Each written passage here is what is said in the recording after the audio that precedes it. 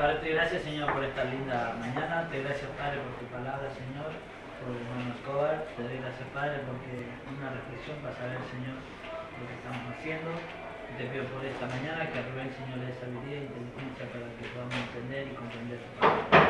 Y gracias porque tú lo estás utilizando ahora, Señor. Te encomiendo todo esto en el nombre de Cristo Jesús. Amén. Amén.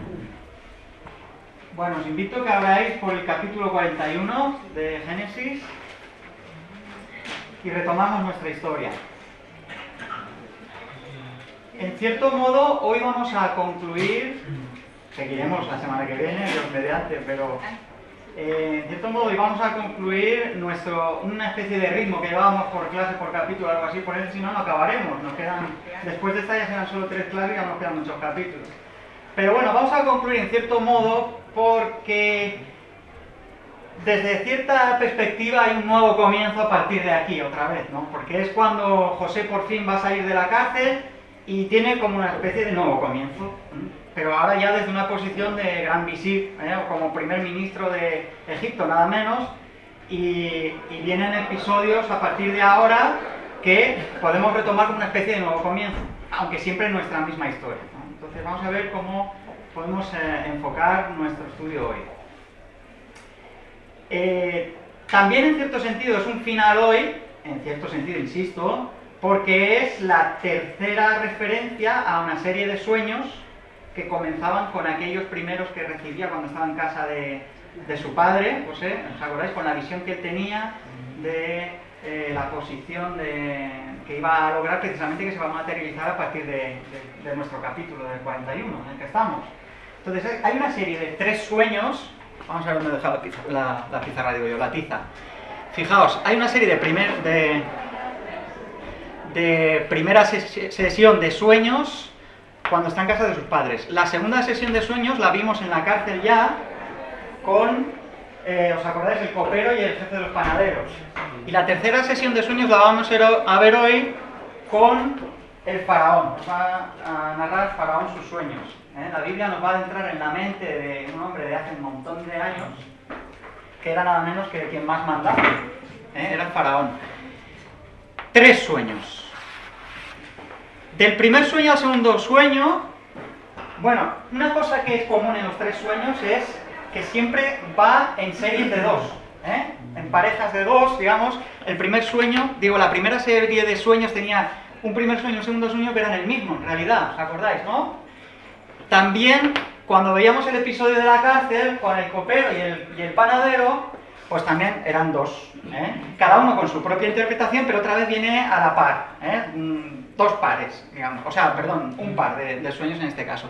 Ahora, en este tercero, también Faraón va a tener 2 sueños en la misma noche, pero el propio capítulo 41, lo vamos a leer, nos va a decir cuando José los interprete, pero es el mismo sueño. O sea que la serie de pares, el número 2 está presente. Y el número 2 es interpretado en la Biblia, aquí precisamente, como que es algo firme. Es un testimonio firme que además Dios se apresura a cumplir. Vamos a leer el pasaje y nos adentramos en él. Fijaos que lo que os quería decir, que se me olvidaba, del primer sueño de la primera serie a la segunda serie hay una especie de ruptura. Parece que se van a frustrar los planes que Dios le ha revelado a José.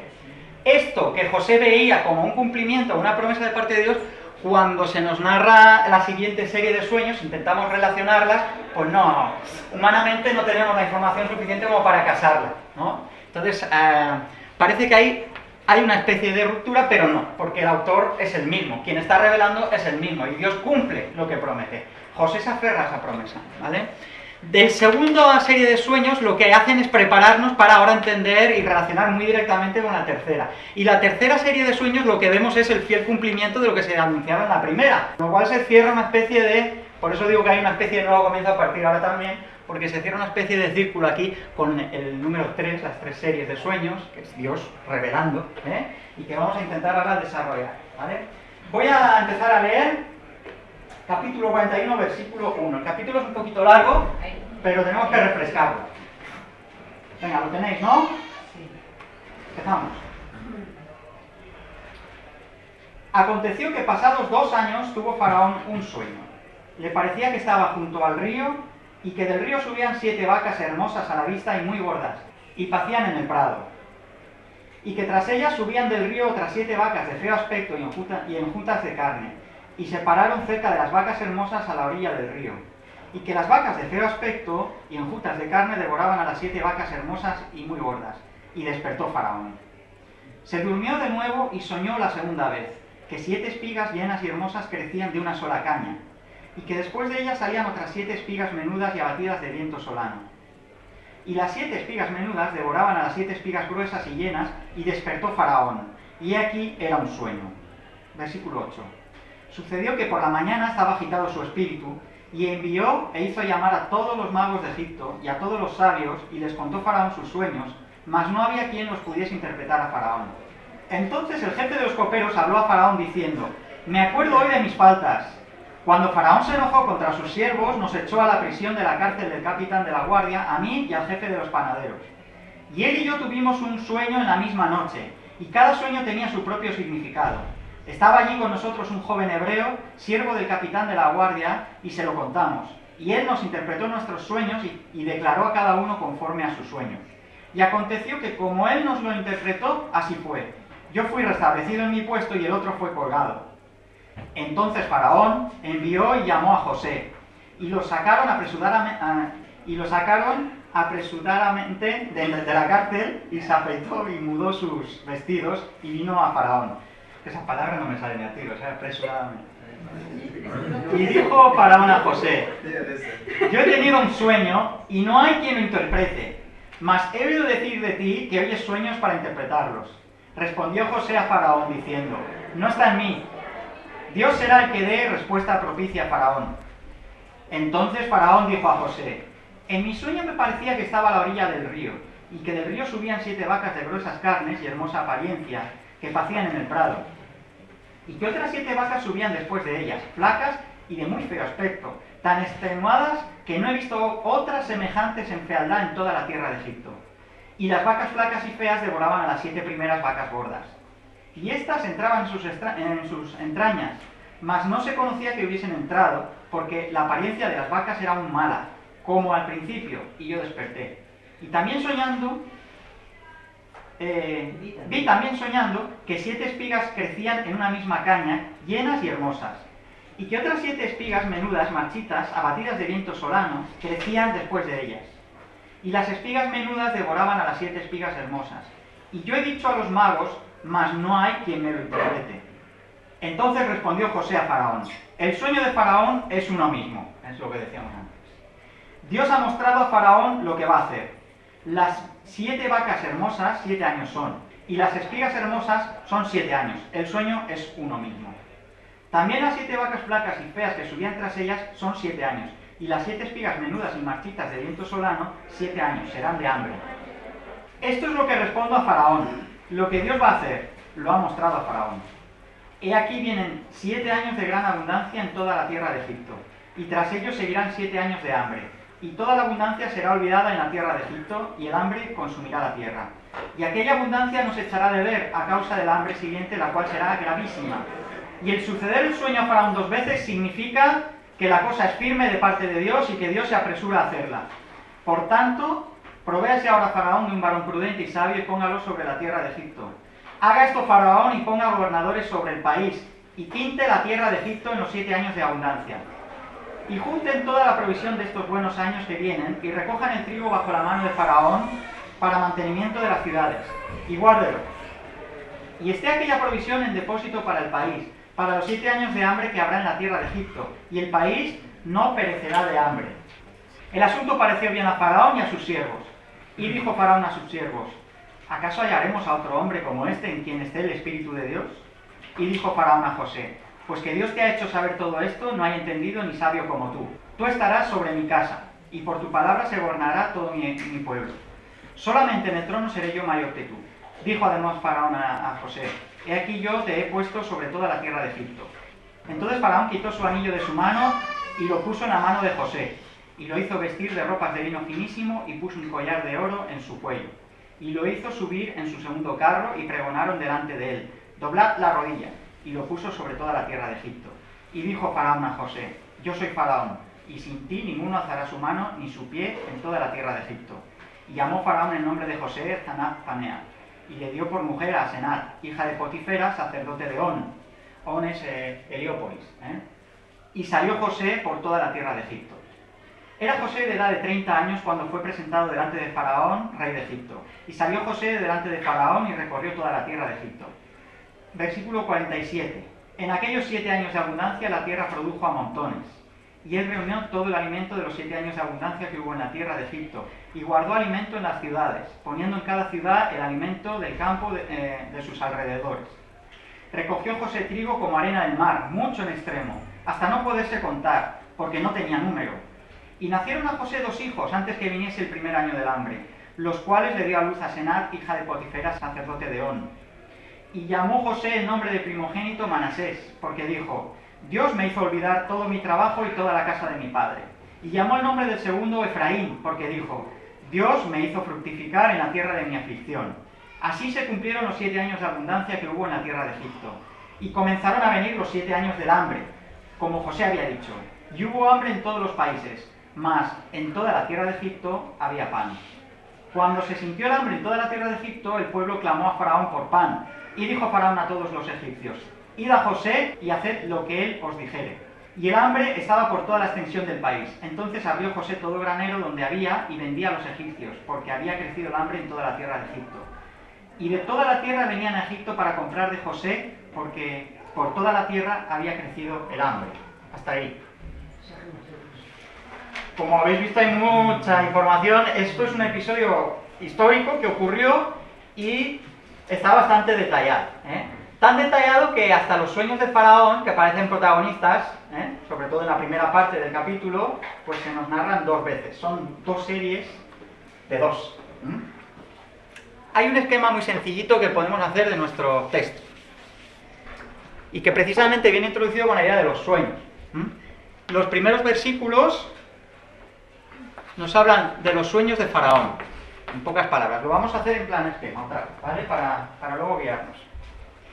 Después de que se nos narren los sueños del Faraón, hay un protagonista. ¿Quién es?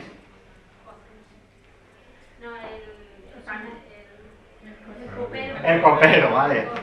Susana no le salía, pero lo sabía. El copero. Esta es la primera serie que se nos presenta en el texto. Luego hay como una especie de repetición que parece casi innecesaria, aunque si os fijáis bien es un poquito más detallada, donde se nos vuelven a narrar ¿qué? Los sueños de Faraón, esta vez por su propio testimonio. Es cuando se los está contando a José. El siguiente protagonista ahora ya no es el copero. El copero ahora ya desaparece. ¿Ahora quién es? José, que es quien interpreta los sueños, ¿vale? ¿Qué es lo que ocurre después en nuestro pasaje?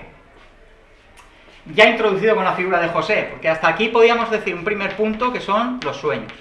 Los sueños. No sé si se lee bien, lo pongo ahí pequeñito. Los sueños. Ahora en un segundo bloque podemos decir que viene la aplicación, ¿no? O mejor dicho, la interpretación. Interpretación. ¿Vale? La aplicación va a venir en el tercer bloque, que es la que viene a partir del versículo, sobre todo del versículo 37, ¿vale? Que es aquí la aplicación. La aplicación. Sueños, interpretación y aplicación. Es muy sencillito, solamente para guiarnos, para no perdernos. Bien, los sueños. ¿De qué nos hablan los sueños? Hay muchas posibilidades de enfocar el pasaje. Nosotros vamos a intentar ser fieles a nuestro enfoque, que para mí es el principal en el libro de Génesis, siempre con el eje nuestro de la promesa, ¿vale? Pero hay muchas cosas que nos enseña la vida de José. Ya decíamos que José sobre todo nos habla en 2 niveles. Uno es el plano humano. José, un hombre de carne y hueso como nosotros, sus experiencias nos enseñan cosas. Son cosas de las que se extraen principios que no varían. Dios utiliza a un hombre como José con las capacidades que Dios le da a José y las reacciones que José tiene delante de Dios en medio de sus circunstancias, altas o bajas. Ahora lo vamos a ver ya en circunstancias altas, en posiciones de eminencia, pero hasta ahora el pobre ha estado sufriendo bastante. 13 años de esclavitud, al menos 3 en la cárcel, pero 13 años de esclavo. Ahora, con esta última serie de sueños, la tercera, se rompe toda esa racha negativa, en el plano humano siempre, y José va a ser exaltado. Bien. Fijaos lo que llama la atención. Lo primero es que hay un Dios que es siempre protagonista. A veces no se nos dice de una manera muy enfática, a veces sí, hay veces que José mismo aquí hace referencia a José, José mismo hace referencia aquí a Dios, no soy yo, va a ser Dios quien te dé la interpretación. Y por el pasaje mismo en el que estamos sabemos que el protagonista, quien produce esos sueños, no es la mente de Faraón, es Dios, ¿vale? Ahora, Dios utiliza esos sueños para llevar a cabo su plan, para llevar a cabo su promesa, y esos sueños nos hablan de que hay un Dios que se implica en la salvación, ¿vale? Que es básicamente de lo que nos está hablando todo el plan que Dios tiene, desde el principio. Entonces, esos sueños nos hablan de un Dios que es un Dios que no cambia y que se involucra para revelar su voluntad. Ahora, una cosa también interesante es, si lo cogemos desde el plano humano, del histórico, biográfico, que Dios habla a los hombres y los hombres no lo entienden, porque Faraón, si lo ponemos en el papel de hombre de tipo, digamos, Faraón no entiende. Sabe que esto no es normal, ha pasado una noche mala. ¿Por qué sabemos que ha pasado una noche mala? Porque por lo menos el texto nos ha dicho que se ha despertado ya 2 veces, sobresaltado, y por la mañana su espíritu está agitado, es decir, él sabe que hay algo, aunque no entiende muy bien. Los egipcios eran muy dados a entender, precisamente, ya os lo he remarcado en alguna clase, que los dioses hablaban a través de los sueños. Y ellos tenían magos, que aquí salen en el pasaje, y científicos, entre comillas, que se dedicaban a interpretar esa revelación de los dioses. Cuando Faraón busca la ayuda de los mejores no pueden ayudarle, a pesar de que los sueños están impregnados de simbolismos egipcios, con claras resonancias egipcias. Cuando se habla de vacas, las vacas era algo evidente, para un egipcio era el símbolo de la diosa Isis, que era una diosa de la fertilidad. Cuando se habla del río, en el sueño, el río era el Nilo, y el Nilo era la fuente de toda fecundidad de la tierra. Sabemos, por los testimonios de escritos egipcios, que se nos han quedado hasta épocas muy recientes, que, pues eso, que las vacas eran el símbolo de abundancia, de fertilidad. El toro castrado, que era el buey, era un dios, el dios Apis. La fuerza de Egipto era representada por este dios. Entonces, el sentido parece muy evidente para nosotros, y sin embargo los sabios estos no llegaban a entender. Ahora para nosotros es muy fácil porque nosotros ya sabemos todo, ¿no? Pero ahora tenemos que ponernos en la época, intentar meternos en la cultura de aquellos hombres y entender que Faraón intuía algo, estaba inquieto. Y es que cuando Dios habla, no podemos quedarnos indiferentes, ¿no? Sabemos que si Dios habla, esto no nos puede dejar sentados en un banco, porque cuando Dios habla siempre tiene un propósito. Y el Faraón, de alguna manera, parece que esto, quizás no tan desmenuzado, pero él lo intuía. Entonces, él necesita ayuda. Faraón es un hombre que recibe la revelación de Dios y él no puede entenderla, necesita de José. José es el intercesor entre Dios y los hombres. José es el que va a asimilar, el que va a interceder, el que va a explicar y el que va a aplicar, incluso en el texto, aquí. No solo va a interpretar, sino que además va a aplicar lo que los sueños están anunciando. Y va a dar la solución. Ya sabemos a nuestra altura de curso, digamos, de nuestro grupo, que José es tipo de nuestro Señor Jesucristo. También es un hombre, en el plano histórico, como os he dicho antes. Pero nosotros nos estamos centrando mucho en este nivel. La vida de José mostrándonos aspectos anunciados de antemano, proféticos, de lo que nuestro Señor Jesucristo va a encarnar y va a cumplir de una manera sublime, o sea, perfecta, plena. José es solo la sombra, ¿vale? Pero hay algo que yo os quiero preguntar en cuanto al Faraón. Esto, en un nivel, está bien interpretarlo así. Faraón es un hombre, necesita la intervención de José, pero no sé si ese es el interés real del pasaje que hemos leído. No lo sé, no lo tengo del todo claro. Bueno, yo sí lo tengo claro, pero quiero picarle un poquito la curiosidad. Para entender cómo vamos a enfocar nuestra clase, lo que tenemos que entender un poquito es que el papel que juega el faraón. ¿Quién es el faraón? Ya José sabemos que nos habla a nivel humano de muchas experiencias, podemos extraer, no vamos a desarrollar esa vía, no la vamos a desarrollar, es bastante evidente porque es lo que se palpa en la superficie del pasaje, de la historia. Entonces, eso, como es un pasaje que ya conocemos bastante, pues os lo dejo para que lo trabajéis. Nos estamos adentrando más en José como tipo de nuestro Señor Jesucristo. Además, vamos a ver si nos da tiempo, muchas pistas en este mismo capítulo, una vez más, cómo apuntan a nuestro Señor Jesucristo. Fijaos la edad misma que tiene José aquí en estos momentos, 30 años. 30 años es la edad en la que nuestro Señor empezó su ministerio público. Empezó a intervenir públicamente para traer la salvación al mundo. 30 años era la edad apta, o apta legal, digamos, a partir de la cual un judío levita de la casa de Aarón podía ser sacerdote. Es la edad que capacitaba al levita a poder ministrar como intercesor, como mediador entre Dios y los hombres, como sacerdote. O sea, 30 años no es una cosa que sea baladí en el pasaje. Aquí se nos dice, pasados 2 años, ya si la semana pasada decíamos que tenía 28 años, pasados 2 años son 30 años, ¿vale? Y además lo dice aquí el pasaje, no hace falta hacer cálculos. Más adelante, como dice María, ¿verdad? Que dice que tiene como 30 años. Bueno, hay muchas pistas, las iremos viendo, nos dejaremos otras, pero a mí lo que me interesa ahora es que nos centremos un poquito en la figura de Faraón. Y me quiero también plantear, así en voz alta, la pregunta de ¿y dónde estamos nosotros aquí en el pasaje? ¿Quiénes somos nosotros? ¿Quién nos define aquí en el pasaje? En un sentido ya hemos dicho, Faraón puede jugar ese papel, pero ¿Faraón puede estar jugando otro papel más interesante? ¿Qué nos da pie el pasaje a pensar? Porque hay algunas cosas que si las meditamos despacito, casi que el pasaje nos empuja a interpretar a Faraón de otra manera. Es como si Faraón fuera Dios y le pone a su hijo Jesucristo. Muy bien. ¿Y por qué decimos que puede jugar el papel del padre, Faraón? Aquí. Una aquí es hombre, ¿vale? Un poquito puede jugar las dos, ¿vale? Porque se puede combinar, pero a mí me pesa más la función de Faraón jugando el papel del padre. Aunque haya cosas que en principio nos puedan chocar. Pero daos cuenta que si José es tipo del Señor Jesucristo, lo que no puede ser es que Faraón sea un hombre normal y corriente, porque es el que está siempre por encima de. José está en su ministerio terrenal, Jesús está en su ministerio terrenal sometido a la voluntad del Padre.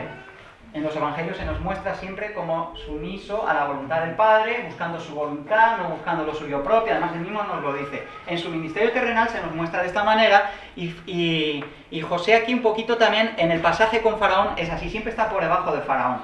Y el Faraón es el que le concede el poder. La autoridad de José deriva de la de Faraón. Por eso no me casa mucho a mí interpretar a Faraón como tipo nuestro, del hombre. Nosotros estamos en el pasaje, pero estamos en otro sitio. ¿En cuál? En el pueblo, correctamente, en el pueblo. El pueblo no tiene ni idea de la que se le avecina. El pueblo anda en ignorancia total. El pueblo va derechito a la muerte, porque dentro de 7 años, cuando se acaben los años de abundancia, empezarán a perecer. Y además no se va a librar ninguno. Es una hambre gravísima. Aquí se nos plasma un pueblo ignorante, vulnerable, muchas cosas podemos decir, ¿no? Pero su final está claro, está escrito, perecer. ¿De acuerdo? Entonces, la historia que nos muestra condensada el capítulo 41 es la historia de la humanidad, en cierto sentido. Y es la explicación culminante de cómo se va a desarrollar el plan de la promesa que Dios le había dado a Abraham, ya. Cómo iba a ser bendición para todas las naciones, cómo iba a fructificar su familia, cómo iba a responder a ese llamado. Pues precisamente José va a encarnar eso aquí en la historia, en aquella fecha. Estamos en la edad del Imperio Intermedio, del Imperio Medio de Egipcio, 1800 y pico antes de Cristo. Esto ocurrió de verdad, pero Dios utiliza esos eventos para hablarnos de algo que es permanente. Los mismos sueños aquí nos están dando pistas. Son sueños contados 1, 2, 1, 2. El mismo sueño, pero 1, 2, 3 y 4. 4 es un número que nos habla del ámbito universal, del mundo. Se nos repiten los sueños. Y además se nos repiten de una manera que pensemos que hoy 4 veces el mismo sueño, por 2 parejas, 2 pares. 4 veces el mismo sueño. El 4 siempre es un número que nos habla del ámbito universal, abarca a todo el mundo. Es algo que va a afectar a todo. Y el faraón no puede, Y sí, está jugando el papel de Dios Padre, y Dios Padre no puede salvar al mundo. No puede hacerlo y se tiene que proveer ¿de quién? de José, ¿vale? Es que es así como yo creo que empieza el texto a levantar velos y a ser más interesante para nosotros. Entonces vamos a intentar seguirlo y a ver hasta dónde llegamos, hasta que empiece a bajar todos los críos con el ensayo de Navidad. Vamos a ver. Empezamos por los sueños. Los sueños son las vacas, para decirlo en una palabra, y las espigas, ¿vale? Fijaos. En el contexto siempre nos vienen introducidos por el Nilo, o el río. Aquí no se dice Nilo, se dice el río. Pero el río para los egipcios es el Nilo, ¿eh? El Nilo, ¿qué representa para...? Vamos ahora a intentar adaptar las claves egipcias, ¿vale? ¿Cómo deberían interpretar eso? Un egipcio, cuando ve el Nilo, ¿qué es lo que está viendo? Es el sustento del país, es la vida, ¿vale? O sea, que los sueños ya nos están hablando de vida. Se nos está hablando de una vida, además, una vida que es muy abundante, que viene de todo de caras, es la juventud nuestra, es la juventud de la humanidad, es todo muy bonito y muy lindo. En cierto modo también se nos está hablando de dos etapas fundamentales. En nuestra vida hay un crecer, un desarrollo, y luego hay un declive hasta llegar al final, ¿no? Los sueños, el orden que tienen también son interesantes en ese sentido. Y también nos hablan de la bondad de Dios. Porque si estuvieran al revés, si primero vinieran las vacas flacas, ¿de qué servirían luego las gordas, no? A nivel humano, al primer nivel, que no vamos a desarrollar mucho, también nos habla de cómo hemos de aprovechar los años de bonanza para prever. No, está muy bien decir, no, Dios proveerá, no, tranquilos, vamos a vivir. No, es que también hay una enseñanza bíblica que nos dice que debemos de administrar, ser sabios. Aquí José nos puede enseñar muchas cosas, ¿eh? José era creyente y sin embargo hizo graneros. Y ya sabemos que el Señor Jesús luego se metió en una parábola, una historia allí en el Nuevo Testamento, en los Evangelios, con el que hacía mucho granero y todo eso, pero eso es otra cosa, ¿eh? No desviemos la cosa. Aquí lo que se nos está hablando en la Biblia hay un principio fundamental, que es ser buenos administradores de los dones y de la gracia que Dios nos concede. Los tiempos buenos no están para hacer un colorín colorado y ya está. José podía haber dicho, mira, he llegado hasta donde he llegado, ahora ya muy bien. No, José no cambia en el sentido de su servicio que destacábamos tanto en las clases anteriores. El carácter de José no es modelado por las circunstancias. El carácter de José es modelado por la visión que tiene de Dios. Entonces, José lo que hace es, cuando tiene posición de eminencia, administra. Y cuando está en una posición baja, administra igual y sirve igual. Los sueños nos hablan de saber ser sabios, discerniendo las cosas, ¿vale? Pero bueno, volvemos a nuestros sueños. El río nos habla de vida, como decía. Las vacas ya hemos dicho que nos habla de fertilidad, es la maternidad para los egipcios, es la protección, y a mí casi que me extraña un poco que los magos, los intérpretes, los escribas egipcios no fueran capaces de entender esto, Pero también nos habla un poquito de la impotencia de los recursos humanos, ¿no? Porque los sueños que tendrían a lo mejor otras personas, a cada persona le dice lo que quiere escuchar. Pero esos sueños eran auténticos, eran plan de Dios, y como eran auténticos no podían con ellos. Digo yo. Bueno, eso me da pie también a pensar, ¿y por qué José pudo? Pues porque José era de Dios. José era el instrumento que Dios tenía para hacer lo que hizo. Sí, está bien lo que dices, pero no está afinado. Bueno, está bien lo que dices, pero no está afinado. ¿Por qué José sí que pudo y los egipcios no pudieron? Porque José era de Dios. Vale, eso ya lo sé. Pero los egipcios son listos, ¿Cómo es posible? ¿Qué? O sea, que José ha pedido a Dios para que pueda interpretar, porque las interpretaciones eran de Dios. Bueno, pues sí, pero no. Aquí en el pasaje no nos dice que José pidiera a alguien. No, a mí me llama la atención que no. Es uno, ¿por qué a José lo eligió? Porque el copero le contó los dos sueños que eran distintos. Que uno lo puso arriba y el otro murió. Y el faraón le cuenta al copero, bueno, escuchó, ¿no? Escuchó las dos interpretaciones de la vaca flaca. Dijo, pues mira, puede ser que José te lo interprete porque a nosotros me pasó lo mismo. Sí, pero no estás diciendo por qué José pudo. Porque los dos sueños son casi parecidos. Sí, pero para uno porque vienen las vacas gordas. No es eso. Pero que no es eso. Que ¿por qué José sí fue capaz de interpretarlos, Julián? Porque era un instrumento Considero, ya puesto por Julián. silencio, por favor. Considero que José tenía fe en el Señor, los egipcios no. Sí, pero tampoco me convence. Eso es lo que he dicho yo también. Eso lo ha dicho María. Claro. Dime. Para mí, considero que es un plan de Dios el medio, porque José está en la cárcel y fue para que él salga al mismo tiempo de la cárcel y para no tomarse en cuenta. Pero eso no es porque José pudo, a ver que sí. Yo pienso también que es un instrumento utilizado por el Señor para... Que se está diciendo lo mismo que todos. Claro. Ya sé, Es ya que sé. no. A ver, si nos lo dice el pasaje, si es que parece que tenga que adivinarlo. administrador. Versículo 16. ¿Por qué pudo José y los demás no pudieron? Si José tampoco podía. Porque no está en mí. Si no podía. Es que nosotros no podemos. Viene de Dios. Dios es el que de respuesta propia. Es que a veces se nos olvida. Es que tenemos mucha fe. No, Señor, no, Señor. No es por eso, no. Es porque somos hijos de Dios. Pues tampoco es por eso, es porque es Cristo en mí. Es porque es Cristo en mí. Y cuando José tiene la capacidad de interpretar, él sabe en todo momento que no es él. A veces se nos olvida un poquito las cosas. Eso es lo que yo he dicho. Ah, pues yo no te he entendido, perdona. No te he De entendido. distinta manera. Pues la única que lo adivina ha sido Susana.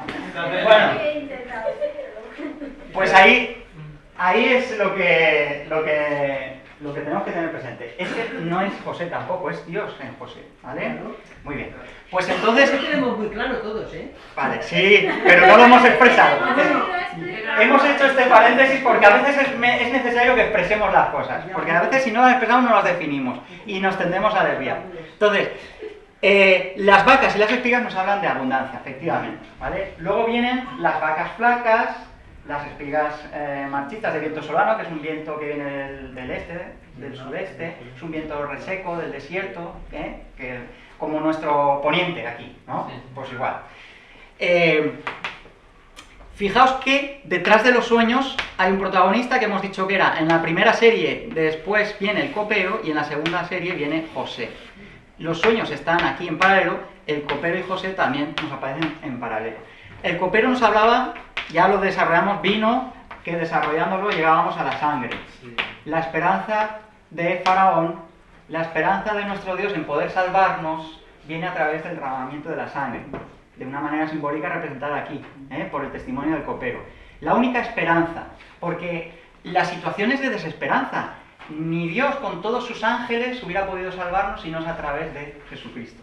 Entonces, cuando leemos el pasaje de los primeros versículos, del 1 al 8 lo que encontramos es que después de los sueños hay ansiedad. Bueno, por supuesto todos los tipos y las situaciones tienen sus límites, Estamos, digamos, haciendo un antropomorfismo de nuestro Señor, de Dios. Cuando la Biblia nos habla de la mano de Dios, Dios no tiene mano, Dios es espíritu, pero se entiende. Entonces, cuando hablamos de ansiedad, en el pasaje, sí es real de Faraón, pero apuntando al Señor, lo que habla es de que Dios no tiene otro medio sino a través de la esperanza que nos trae la sangre, que es aquí representada por el copero. Esta sangre apunta ¿a quién? A José.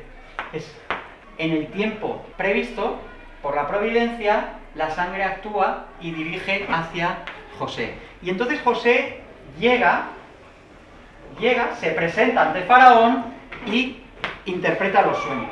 Ahora, esta interpretación... qué rápido, qué bajo. Bueno, esta interpretación... vamos a ver cómo lo resumimos. Esta interpretación para nosotros es muy evidente, pero no lo eran para ellos. Cuando ya los interpreta, ya sabemos lo que significa. Lo que hace José es inmediatamente invitar a Faraón. Hay una invitación de parte de José en la que se insta a aplicar. Porque ¿de qué sirve entender una revelación de parte de Dios si nosotros no aplicamos nada? La salvación viene por el paso de fe. No se puede tener la fe en un armario.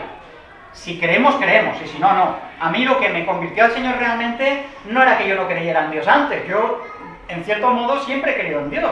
El paso de fe es lo que es el coger la mano que se nos está tendiendo de parte del Señor.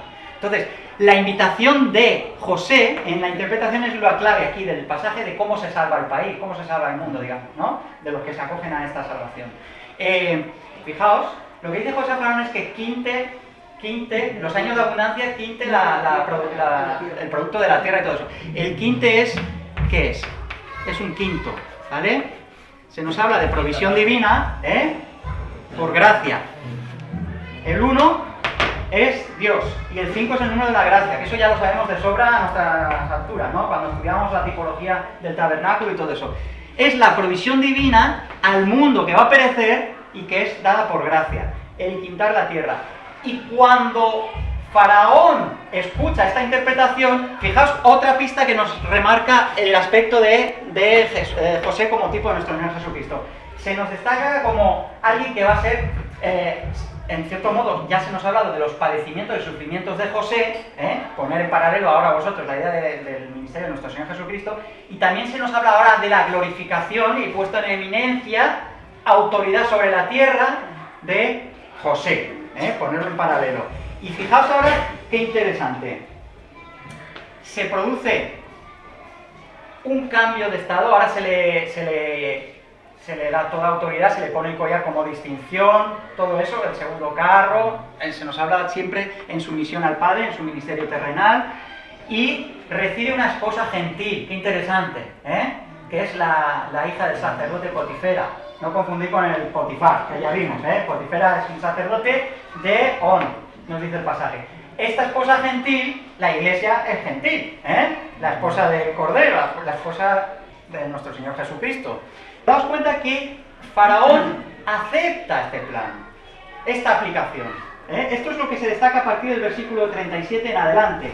Faraón ve con buenos ojos esta mediación de José y provee para que esto se cumpla y traer la salvación al país. Entonces, la preocupación de Faraón es su pueblo.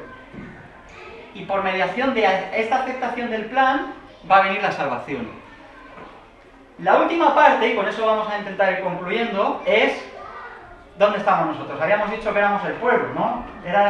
El pueblo iba a perecer. El pueblo tiene ahora dos opciones. Esto viene enfatizado sobre todo a partir del versículo 47 hasta el final, ¿no? Sobre todo a partir del 54. Aquí es donde se nos dan dos opciones. El pueblo puede buscarse la vida, emigrar, o yo qué sé, puede hacer lo que quiera y va a perecer, porque desde la perspectiva que se nos da en el pasaje, la única opción válida es cuando el pueblo acude a Dios, a Faraón, perdón, el Faraón que les dice, yo no tengo nada con vosotros, tenéis que ir a José, y a José tienen que ir. ¿Y José cómo se nos presenta aquí? Otra pista, como el pan de vida, como nos habla Juan en su evangelio, como el pan de vida, es el que tiene el pan para sostener al pueblo. Entonces, Faraón no tiene nada que ver con su pueblo, él lo que hace es desviar para el único que puede traer el pan, el que está gestionando todo el plan, el que está llevando a cabo el plan,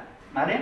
Con la autoridad del Padre, por supuesto, por la voluntad del Faraón, quiero decir, mirad cómo se me cruzan a mí los datos, pero es bastante claro que Dios nos está queriendo decir cosas que trascienden el episodio histórico que ocurrió en aquel día, con la mañana que interpretó José los sueños de Faraón. Dios está trascendiendo esa historia para hablarnos de cosas que son perennes. Y entonces nos está enfocando con una decisión doble a los hombres. Nos está diciendo, o aceptáis este José que yo he provisto, o no tenéis nada que hacer, o vais a perecer. Solo hay un camino, en definitiva, porque también en esta parte final se nos está destacando, por ejemplo, cuando es glorificado José, ¿quién hay como este? La unicidad de este José. Estoy en el versículo, no sé, a ver dónde estaba. 37. ¿Acaso hallaremos a otro hombre como este en quien esté el Espíritu de Dios? 38, versículo 38. Dice, no hay entendido ni sabio como tú, versículo 39. En realidad, esto lo podemos aplicar también igualmente.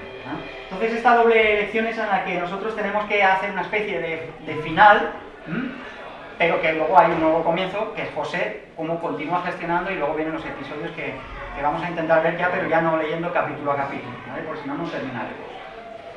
Bueno, fijaos que hay una época de gracia y hay una época de juicio también aquí en este episodio. Hay una época de gracia, que es la de las vacas gordas, la de las espigas gordas, y una época de juicio, que es la de las vacas flacas y la de las espigas flacas.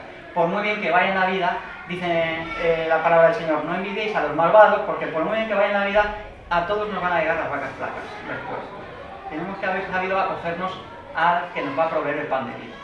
Esta es la invitación con la que culmina el versículo 57 y ya lo dejamos ahí, ¿vale? El 40 no tiene desperdicio. No. 40. Dice, tú estarás sobre mi casa. y por tu palabra se gobernará todo mi pueblo.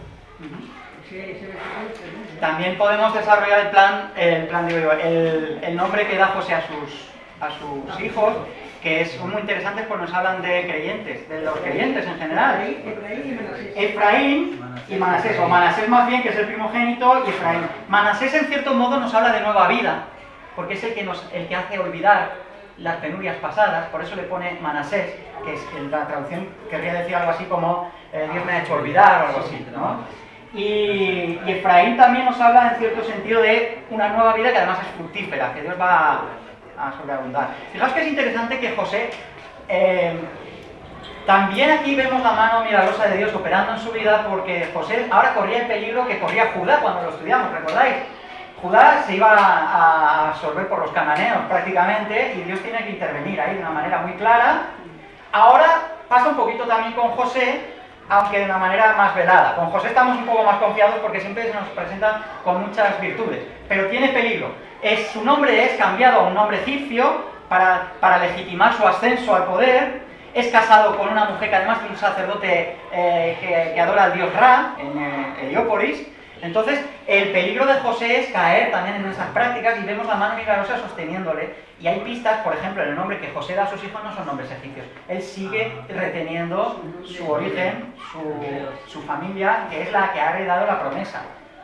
Y además él no deja de mirar a su tierra. Fijaos que aún en su posición de abundancia ahora, de eminencia, él no olvida su tierra. Egipto para él sigue siendo, aun siendo el que más manda, después de Faraón, sigue siendo la tierra de su aflicción. Y eso lo dice de aquí. Dios me hizo olvidar, pero es tierra de mi aflicción. Entonces hay muchas pistas y como veis el pasaje es mucho más rico de lo que podemos hablar. Pero ya tenéis información bastante para trabajar. Bueno, ¿hay alguna cosilla más que queráis comentar o lo dejamos aquí?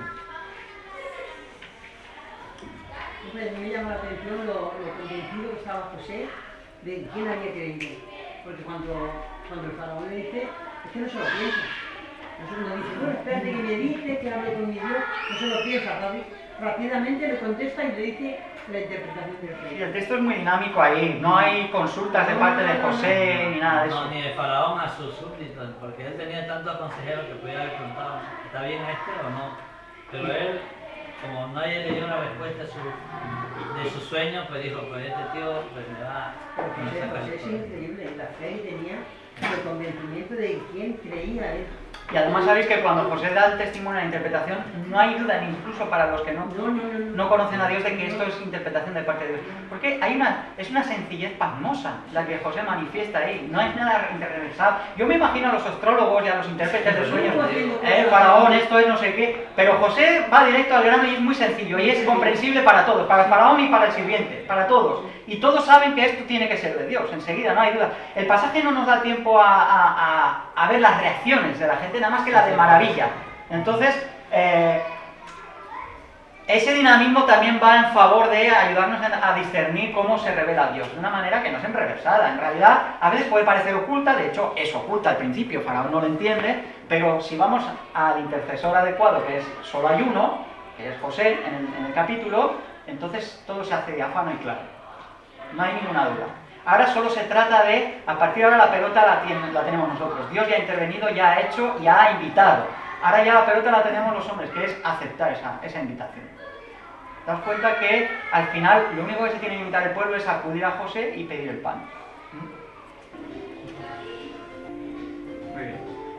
Pues nada, aquí ya suena la musiquilla. Eso es aviso que... ¿Nos despedimos pues? Venga. Amado Señor, te agradecemos esta clase tan preciosa, lo que aprendemos, te lo agradecemos muchísimo, también te agradecemos el esfuerzo que nos den al prepararnos, Señor, y también, Señor, te agradecemos que los corazones que estamos aquí estamos dispuestos, Señor, a escuchar y escuchar tu voz. Ahora, Señor, después de nuestra bendición,